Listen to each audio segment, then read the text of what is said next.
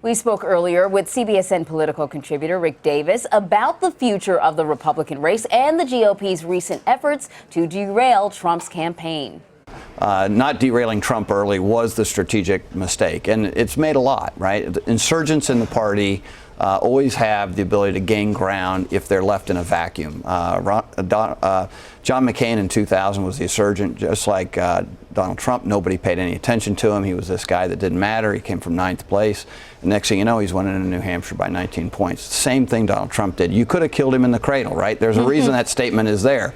If people had applied the negative information that you now have and see in the TV now to Donald Trump when he was at 10%, you might have had a much different outcome. Two, sure, the establishment is looking around for an alternative, and there are alternatives. There's Cruz, Rubio, and Kasich. The reality is the only viable alternative is Cruz, because he's the only one who can show that he can consistently beat Donald Trump in states. The trouble is he's only beating him in states with closed primaries. Donald Trump's winning all the open primary states, and Cruz is winning all the closed primary states. So you're right. When the establishment looks at that, he says, wow, Donald Trump is winning in states where we bring in new voters into the Republican Party. So if we want to cut off that right arm in order to, quote, have a candidate that is okay with us as the establishment, then that's the decision they're making. And believe me, they'd take that decision in a nanosecond. They really want to get rid of Trump. So how do you do that? Well, you're running out of time, and you might have already run out of time. Speculation today from Major Garrett is that Rubio's having a second look at whether he competes in Florida. The reality is, it's ironic, right? He's 16 points down in the Real Clear Politics average in Florida, and Ted Cruz is sitting on 19 points. So if he got out, all his support conceptually could go to Ted Cruz, and he could be beating Donald Trump by a couple of points. That's how the game is played, right? You have to be selfless. You have to look at the bigger picture.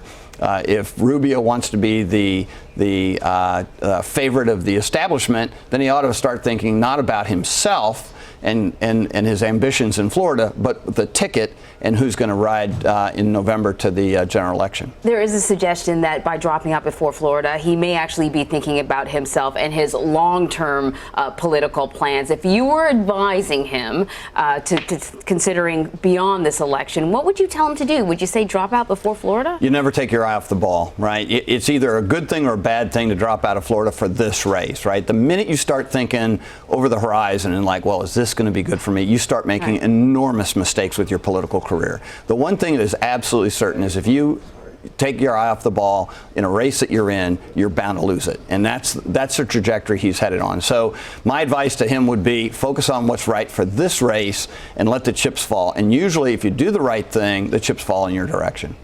Let's talk about John Kasich. He is not polling as badly in Ohio as Marco Rubio is in Florida. He has a real chance to win his home state. Does he stay in the race? But that's the only thing he has a chance to win, right? He came in third last night in Michigan, and he'd said, wow, this is an important state for me, and he wasn't able to turn it.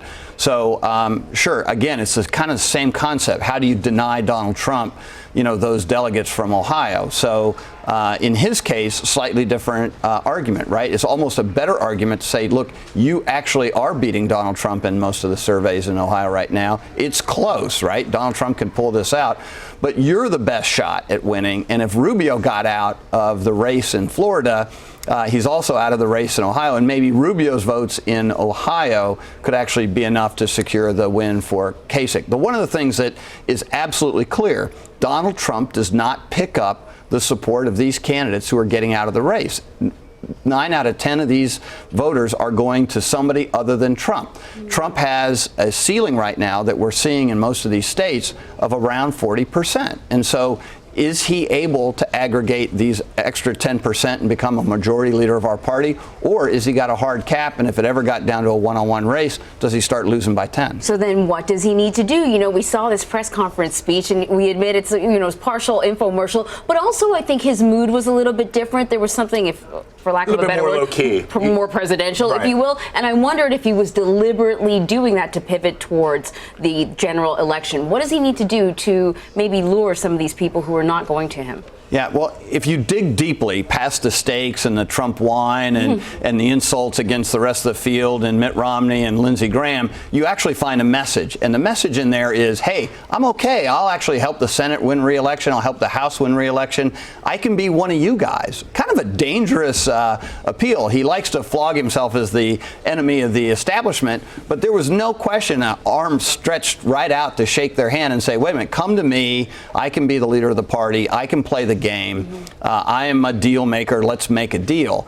The problem is that does cross pressure his base, right? Nobody really believes it on the other side where he's trying to gain support, but his own base better not hear too much about that because they like the fact that he sticks his finger in the eye of the establishment every week, and that's what they're looking for. Rick, before I let you go, what does it mean for the GOP if now they're saying we got to stop Trump, but after he becomes the nominee, everybody falls into line? What does that mean for the party going forward? Well, I think everybody other than the candidates who are running a race right now really need to sort of get serious about what they want to accomplish this November, right? Because it's been a parlor game to say, well, anybody but Trump, but that actually requires you to make a choice. And right now, your only real choice is Ted Cruz. So if you're prepared to support Ted Cruz, and it's a great question for the United States Senate Republican caucus, right? There's not a single supporter in there yet for Ted Cruz. If every Republican in the United States Senate is prepared to sign on to Ted Cruz, then they can actually make a go as an alternative to Trump.